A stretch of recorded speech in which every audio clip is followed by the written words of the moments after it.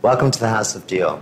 My name is John Galliano, and today I'm thrilled to be able to show you some of the jewels in Dior's crown, the real stars of the house, the dresses.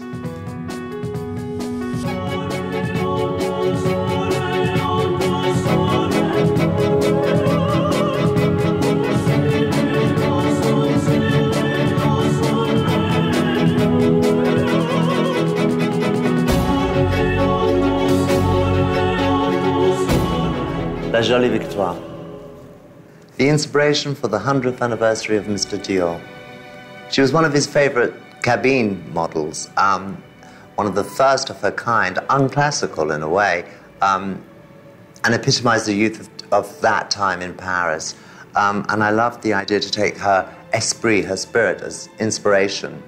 And I imagined her kind of finding the underpinnings, the crinoline, the work that's really hidden in a couture dress, and finding that so exciting and exhilarating that I wanted to capture that moment, and we called it work in progress. Over here, we have the very famous taille bas of 1947, a revolution, the new look. This beautiful jacket, soft draped bosom, tiny, tiny waist, and slightly accentuated hips. Was all the rage, worn over this full pleated skirt, which caused a scandal.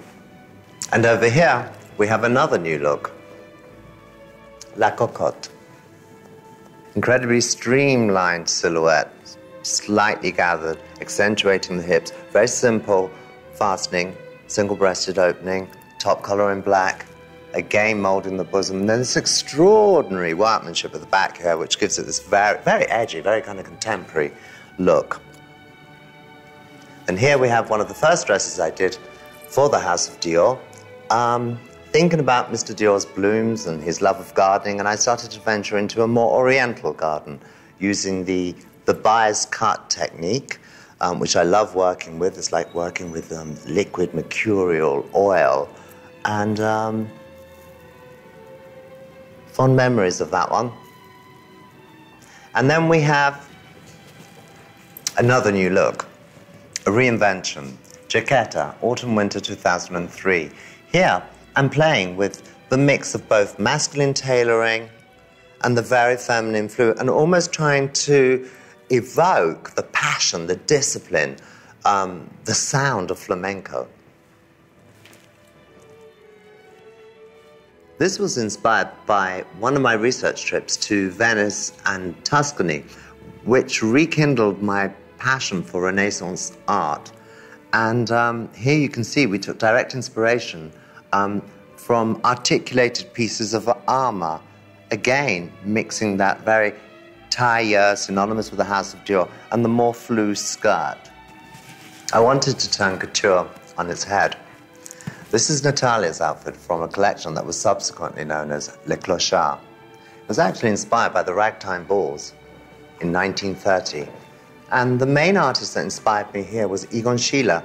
I just loved the idea of this wonderful muse escaping from the canvas and trying to evoke that illustrative line, actually using real paints and emulsion on the toile, then layered with tulle to give these very painterly strokes to the dress. What a difference 56 years make. The ultimate jewel in the crown of Dior, inspired by the Empress Sissi. And here you can see, really, the workmanship, the craftsmanship, innovation, luxury, Dior. Today was just a taste of all the ideas that you'll find at the House of Dior. In my quest for inspiration, I hope you've enjoyed the results, the creative passion that's involved in producing these stars. After a decade at Dior, it still feels like my very first day at this house. I'm driven and still inspired to bring back glamour and luxury to the streets and to the salons of Paris.